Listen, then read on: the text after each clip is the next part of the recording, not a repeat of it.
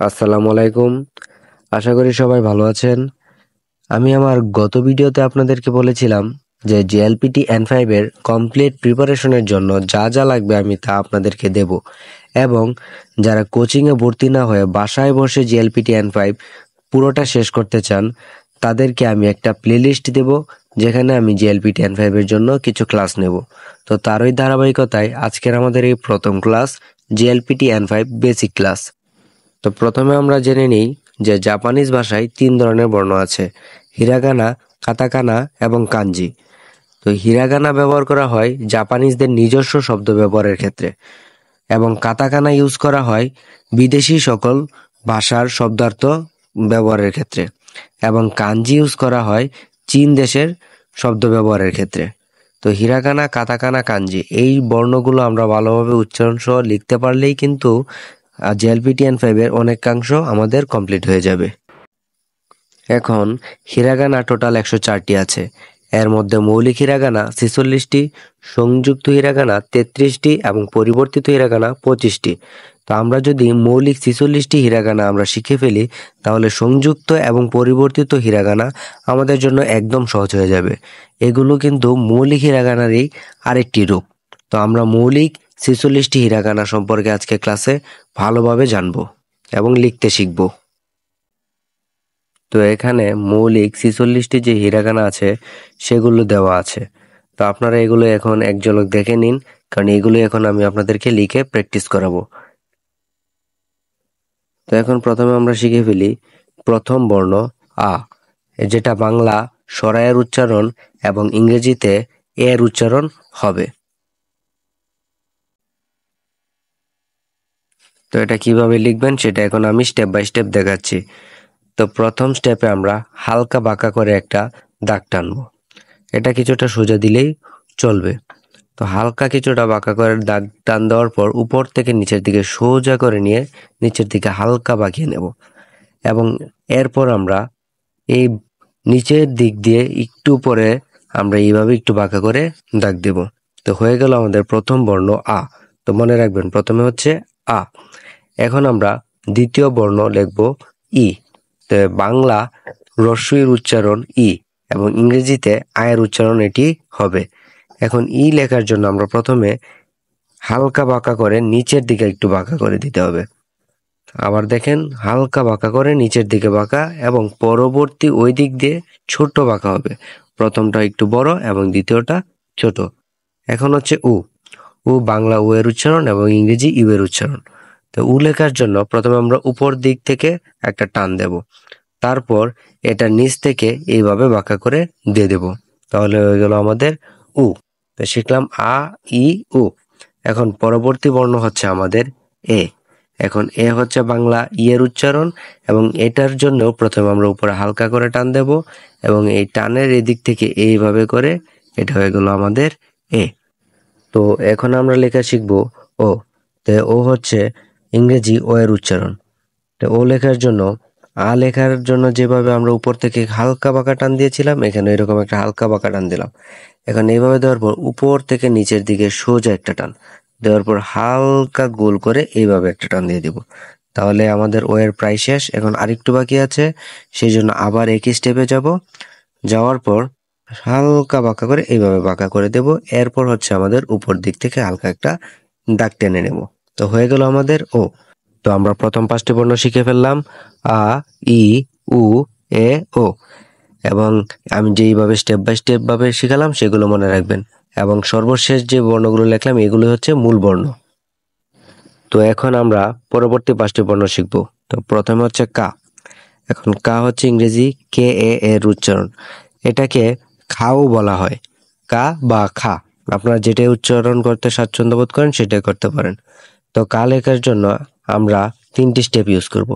তো প্রথম স্টেপে এইভাবে সোজা দাগ দিয়ে এইভাবে, দেন আমরা আবার একই প্রসেস ফলো করে এইভাবে দাগ দেব, তারপর আড়াআড়িভাবে একটা দাগ টানবো। এখন হচ্ছে জাস্ট একটা ছোট একটা দাগ দিলে আমাদের কা পূরণ হয়ে যাবে। তো এইভাবে দেওয়ার পর এইভাবে, দেন এইভাবে শেষ। তো কাটা অনেক সিম্পল, এটা আপনারা খুব সহজেই লিখতে পারবেন বলে আশা করি। এখন আমরা লিখব কি। কায়ের পরে হচ্ছে কি। তো কি লেখার জন্য আমরা 4টি স্টেপ ফলো করব। তো প্রথম স্টেপে আমরা একটা দাগ টানবো হালকা বাঁকা করে, দেন সেকেন্ড স্টেপে দুটা দাগ, এবং থার্ড স্টেপে আমরা কি করব, এই দুটা দাগের মাঝখান দিয়ে একটা সোজা টান দিয়ে হালকা নিচের দিক দিয়ে বাঁকা করে দেব। তো 4 নাম্বার স্টেপে আমরা সেই বাঁকা দাগের নিচে হালকা একটা বাঁকা টান টেনে নেব, তাহলে হয়ে গেল আমাদের কি। এখন এই কি লেখার পর আমাদের হচ্ছে পরবর্তী বর্ণ হচ্ছে কু। এখন কু লেখার জন্য একদম সিম্পল, কুটা হচ্ছে একদম সিম্পল। তো কু কিভাবে লিখবেন দেখেন, এটা হয়ে গেল কু, একদম সিম্পল তাই না। তো কু লেখার পর আপনারা কে, এখন কে কিভাবে লিখবেন সেটা আপনাদের দেখিয়ে দিচ্ছি। তো কে লেখার জন্য আমরা প্রথমে একটা সোজাসুজি টান দেব, হালকা নিচে বাঁকা হবে। এটা জাপানিজ লেখার ক্ষেত্রে প্রায় দাগের শেষে দেখবেন এইভাবে দাগ দেওয়া হয়। তারপর এইভাবে একটা আড়াআড়ি দাগ টানার পর এই দাগের মাঝখান দিয়ে একটা হালকা বাঁকা দাগ যাবে। তো এটা হয়ে গেল আমাদের কে। এখন কে এর পরে হচ্ছে কো।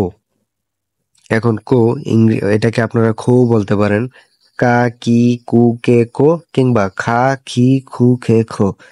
এখন কো লেখার জন্য দেখেন কিভাবে, উপর দিক দিয়ে হালকা একটা বাঁকা টান এবং নিচে একটা টান। তো হয়ে গেল আমাদের কো। তো আপনারা কিন্তু উচ্চারণগুলা রিলেট করতে পারতেছেন, আ ই উ এ ও, কা কি কু কে কো। তো এখন আমরা শিখবো পরবর্তী অক্ষর সা।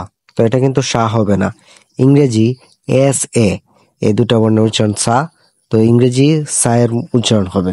তো সা কিভাবে লিখবো, তো এখন আপনাদেরকে দেখাবো সা লেখার টেকনিক। তো সা লেখার জন্য প্রথমে আমরা একটা বাঁকা করে টান দেব, দেন ওই বাঁকা টানের মাঝখান দিয়ে একটা দাগ টানবো, দেন নিচের দিক দিয়ে একটা দাগ টানবো। তো আশা করি আপনারা এই বর্ণটা দেখে চিনে ফেলছেন যে এরকম একটা বর্ণ আমরা আগে শিখে এসেছি। তো সেটা হচ্ছে কি বর্ণ। দেখেন কি বর্ণ ছিল 2 দাগ, আর সা বর্ণের মধ্যে একটা দাগ। তো এটা আপনারা মনে রাখতে পারেন, একসাথে 2টা বর্ণ আমাদের প্র্যাকটিস করা হয়ে যাবে। এইভাবে রিলেট করে পড়লে কিন্তু পড়াটা অনেক সহজ হয়ে যায়। তারপর হচ্ছে আমাদের সি। এটা কিন্তু সি হবে না, এটা একটু ব্যতিক্রম, এটা আপনাদেরকে মনে রাখতে হবে। এরকম কিছু ব্যতিক্রম বর্ণ আছে। তো সায়ের পরে সি হওয়ার কথা, কিন্তু এটা হবে সি।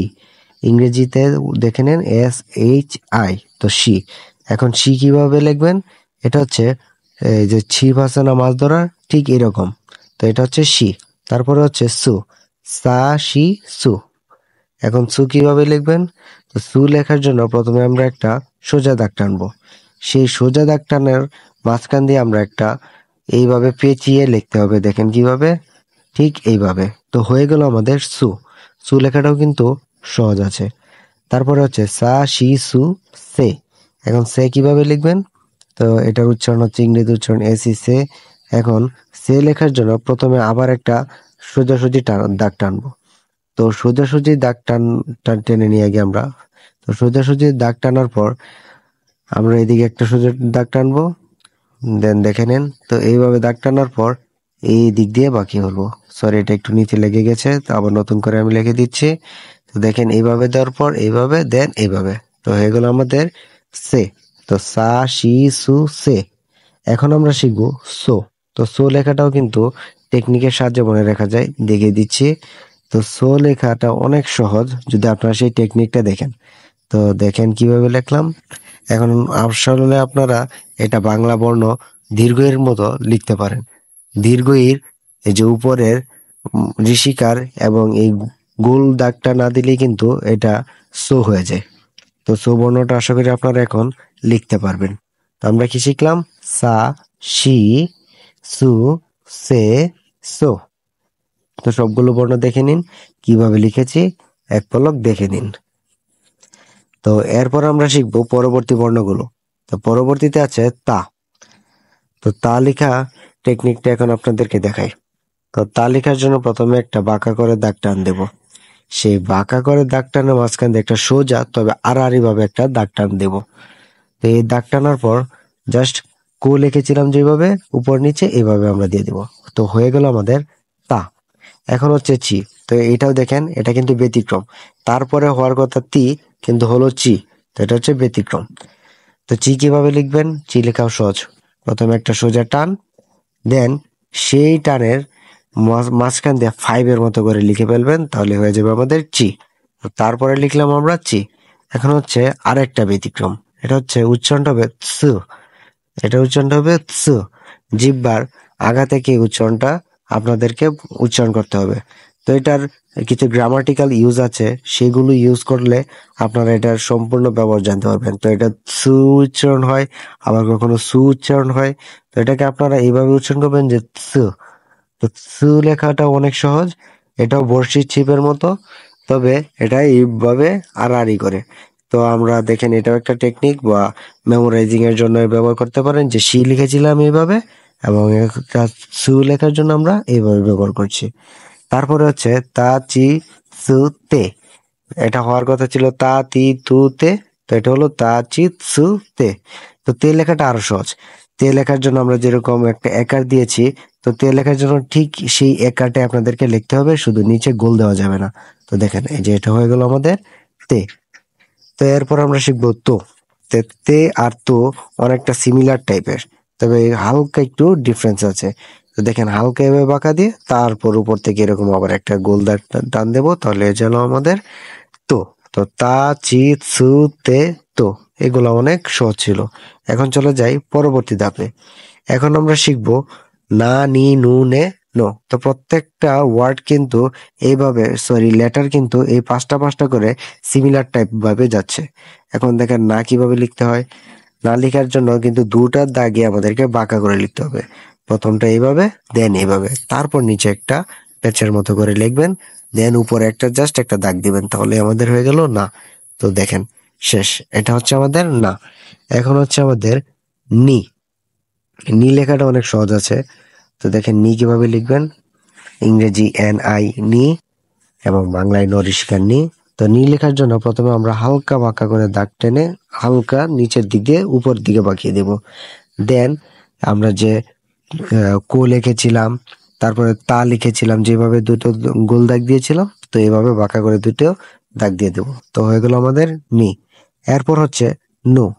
তো নু লেখার জন্য আমরা কিভাবে লিখবো সেটা দেখাই। তো নু লেখার জন্য প্রথমে আমরা একটা দাগ টেনে নেব, সেই দাগের মাধ্যমেই কিন্তু আমরা নুটা প্রথমে ইজি হবে। অনেকজন অনেকভাবে লেখে, তো দেওয়ার পর দেখেন ঠিক এইভাবে আমরা নু লিখে ফেললাম। তো এরপর হচ্ছে নে, না নি নু নে। এখন নে লেখার জন্য আমরা কি করব, প্রথমে একটা সোজা দাগ টানবো। তো সোজা দাগ টানার পর আমরা থ্রি এর মতো করে লিখবো, থ্রি এর মতো করে নিচে একটা গোল দিয়ে দিব। তো এটা হয়ে গেল আমাদের নে। এখন হচ্ছে নো। তো নোটাও আপনারা একটা টেকনিকে মনে রাখতে পারেন, সেটা আমি আপনাদেরকে দেখাচ্ছি।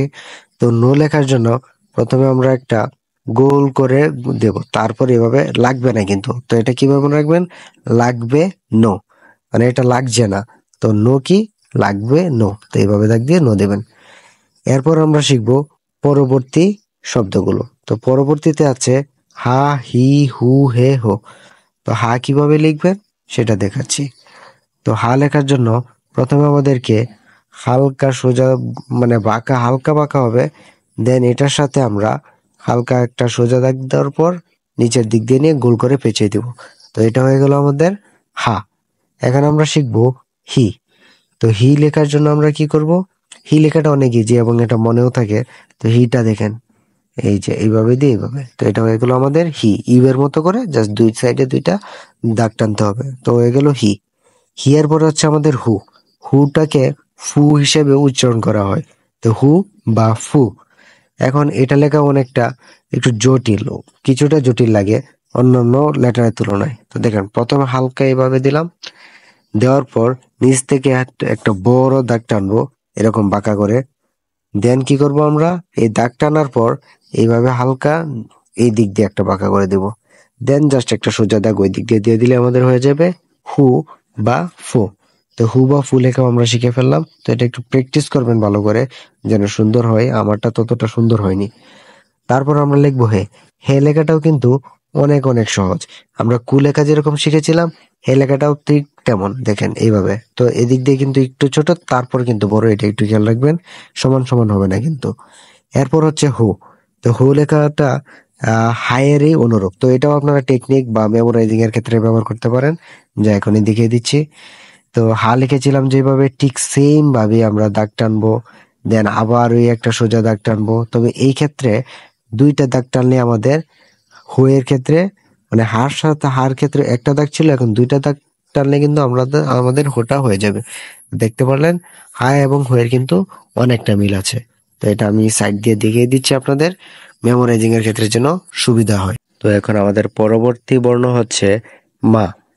তো মা আমরা কিভাবে লিখবো সেটা দেখিয়ে দিচ্ছি। তো মা লেখার জন্য প্রথমে আমরা একটা দাগ টানলাম, দেন দুইটা দাগ টানলাম, দেন জাস্ট নিচের দিকে দিয়ে দেব গোল করে পেঁচিয়ে। তো হয়ে গেল আমাদের মা। এরপর হচ্ছে মি। এখন মি লেখার স্টেপগুলো দেখেন। মি লেখার জন্য আমরা এইভাবে নিয়ে এইভাবে দিব। এটা কিন্তু অনেকটা ময়ের মতো দেখতে হয়, তো মি হচ্ছে ময়ের মতো দেখতেই।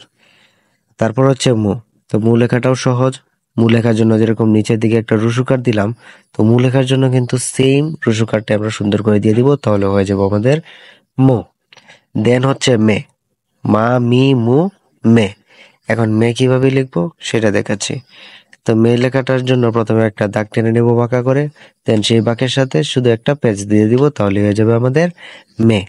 এখন হচ্ছে মো। তো মো লেখার জন্য আমরা কি করব দেখেন, মো লেখাটাও সহজ আছে। প্রথমে দুইটা দাগ টানতে হয়।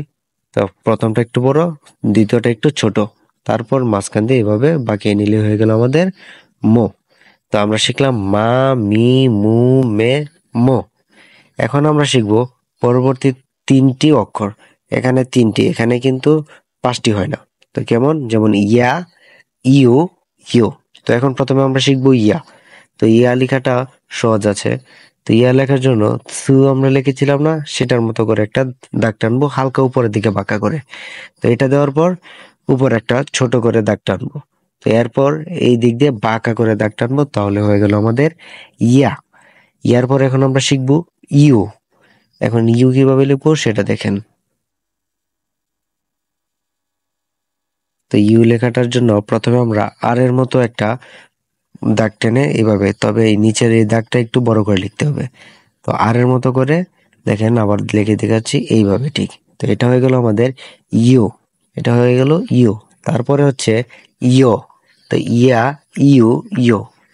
তো ইও লেখার জন্য ইও লেখাটা আবার সহজ আছে। আমরা মু লিখেছিলাম ঠিক সেরকমই, তবে এটা পুরাটা দাগ হবে না, এক সাইডে দাগ হবে। তো দেখেন কিভাবে লিখি, এই যে মু এর মতোই, তবে পুরাটা না, এক সাইডে দাগ। তো এটা হয়ে গেল আমাদের ইও। তো উচ্চারণগুলো খেয়াল করেন, ইয়া, ইউ এবং ইও। তো এখন আমরা আরো 5টি বর্ণ লেখা শিখব। তো প্রথমে হচ্ছে রা। তো রা লেখাটা অনেকটা সহজ। আগে আমরা যেরকম 5-এর মতো লিখেছিলাম সেভাবে দেব। বিয়ের মতো মূলত এটা দেখতে নিচের দিকে লাগবে না, দেন উপর দিকে একটা দাগ, তাহলে হয়ে গেল আমাদের রা। এরপর আমরা রি শিখবো। তো এটাও কিন্তু মেমোরাইজিং বা টেকনিকের মাধ্যমে শেখা যায়। তো রি। দেখেন, রি লেখার জন্য প্রথমে ছোট একটা দাগ দিয়ে এরকম উপরে আবার বাঁকা করে দিতে হবে, দেন হচ্ছে বড় একটা বাঁকা দাগ। তো এটা আপনারা অবশ্যই মনে করতে পারছেন যে আমরা ই লিখেছিলাম, ই লেখার জন্য ছিল এদিকে একটা বড় এবং ওইদিকে ছোট। আর রি লেখার জন্য এদিকে ছোট ওইদিকে বড়। তো রি আর ই কিন্তু অনেকটা সিমিলার টাইপের দেখতে, জাস্ট ছোট বড় গুলা মেনটেন করলেই হয়ে যায়। এরপর হচ্ছে রু। তো রু লেখাটা, রু, রে, রু, এই তিনটা লেখাই সহজ, আপনারা একবার দেখলেই মনে থাকবে। তো রু লেখার জন্য 3 এর মতো করে দিয়ে নিচে গোল হয়ে গেল রু। তো মনে রাখবেন কিভাবে, রু এর যেরকম লিখতে গেলে এই যেরকম একটা গোল দেওয়া লাগে, তো রু এও এরকম গোল। আর রে এর ক্ষেত্রে কি করতে, একটা দাগ টান দিয়ে, আমরা সো লিখেছিলাম, তো এই সোটা এখানে দিয়ে দিব, দাগ টান দিয়ে সো, তাহলে হয়ে গেল রে। তারপর হচ্ছে রো। তো রো আর রু সিমিলার যেরকম উচ্চারণ, তো দেখতেও সেম, জাস্ট নিচে গোল্লা না দিলে হয়ে গেল আমাদের রো। এখন আমাদের সর্বশেষ 3টি লেটার, ওয়া, তারপরে হচ্ছে ও, তারপরে তো এখন আমরা প্রথমে শিখবো ওয়া। তো ওয়া লেখার জন্য প্রথমে একটা দাগ টান দিয়ে আমরা যে রো লিখেছিলাম সেটা দিয়ে দিব, তাহলে হয়ে গেল ওয়া। তো দেখেন ডিলিট করতে পারেন কিনা। তো এই ছোট ছোট বিষয়গুলো কিন্তু অনেকটা আপনাকে মেমোরাইজ করতে হেল্প করবে। তো শিখলাম আমরা ওয়া। তারপরে হচ্ছে ও। ও আগে আমরা একটা শিখেছিলাম, এখন এটা হচ্ছে আরেকটা ও। তো সেই ও এবং এ উচ্চারণ একই রকম, তবে লেখার ক্ষেত্রে কিছু ভিন্নতা রয়েছে। তো আমরা এখন সেটাই দেখব। তো ও কিভাবে লিখবো দেখেন, প্রথমে একটা দাগ, তারপরে আবার 5 বা বি এর মতো করে হালকা এরকম দাগ, দেন এইরকম ভাবে হালকা একটু পাকা করে দাগ দেবো। দেখেন কিভাবে, এইভাবে হয়ে গেল আমাদের ও। তো ওয়ার পরে আমরা শিখলাম ও। এখন হচ্ছে এখন এটা উচ্চারণটা হচ্ছে বা এন এর মতো, এটারও একটা গ্রামাটিক্যাল আছে, তো সেটা আমি পরবর্তীতে শিখে ফেলবো। তো উচ্চারণটা ঠিক এইভাবে লিখতে হবে। তো আমরা শিখে ফেললাম ওয়া ও তিনটা শেখার পর এখন আমি আপনাদেরকে বলেছিলাম একটা টেকনিক দিব। এই টেকনিকের মাধ্যমে আপনারা সবগুলো বর্ণ মনে রাখতে পারবেন সিরিয়াল ওয়াইজ। তো দেখেন টেকনিকটা হচ্ছে আকা সাতা মাইয়া রা, দেন হচ্ছে ওয়া ও বা ওয়ান। তো মনে রাখবেন আকা ছাতা মাইয়ারা ওয়ান। এই জিনিসটা মনে রাখলে কিন্তু আপনারা সবগুলো মৌলিক হিরাগানা সহজে মনে রাখতে পারবেন। তো এখানে ওয়ান হবে, যদিও এখানে একটা ও বাড়তি মনে রাখতে পারেন। তো আ দিয়ে কি হয়? আ ই উ এ ও। কা দিয়ে কি হয়? কা কি কু কে কো। সা দিয়ে কি হয়? সা শি সু সে সো। দেন এখানে কিন্তু সি হবে, এটা মনে রাখেন জাস্ট। দেন তায়ের মধ্যে দুইটা ব্যতিক্রম, তা চি সু তে তো। চি আর সু এটা ব্যতিক্রম, মনে রাখবেন। দেন মা, মা দেখি মা মি মু মে মো। ইয়া, ইয়া ইউ ইয়ো, অনেক ইজি। রা, রা রি রু রে রো, এটাও ইজি। দেন ওয়া এর পুরাটা একটা ওয়া ও এটা অনেক ইজি। ও দেন তো এই পুরাটা মিলে একটা জাস্ট ওয়ান মনে রাখলেও চলবে, বা নিচে একটা বাড়তি ও মনে রাখতে পারে। তো এই হলো আমাদের টেকনিক। এন্ড এই টেকনিকটা ফলো করলে কিন্তু আপনারা জাস্ট 46টা যেই আমাদের মৌলিক হিরাগানা আছে খুব সহজেই মনে রাখতে পারবেন। তো আশা করি আমার আজকের এই ভিডিওটি আপনাদের কাছে ভালো লেগেছে, এবং আপনাদেরকে কতটুকু বোঝাতে পেরেছি কিনা জানি না, তবে আমার সর্বোচ্চ দিয়ে ট্রাই করেছি একদম স্টেপ বাই স্টেপ যেন আপনারা লেখার জন্য যতটুকু সুবিধা হয় এবং উচ্চারণ যতটুকু পারি আমি আপনাদেরকে শিখিয়ে দেওয়ার জন্য। তো খাতা কলমে একদম প্র্যাকটিক্যালি আপনাদেরকে আজকে এটা শিখিয়ে দিলাম। তো আজকের ক্লাসটি ভালো লেগে থাকলে অবশ্যই চ্যানেলটিকে সাবস্ক্রাইব করে দিবেন এবং বেল আইকনটি অন করে দিবেন, যেন পরবর্তী ক্লাস পাবলিশ করা মাত্রই আপনার কাছে নোটিফিকেশন চলে যায়। তো আর দেরি করবেন না জাপানিজ শেখার জন্য। খুব তাড়াতাড়ি আশা করি আপনারা 3 মাসে N5 শেষ করতে পারবেন। ধন্যবাদ।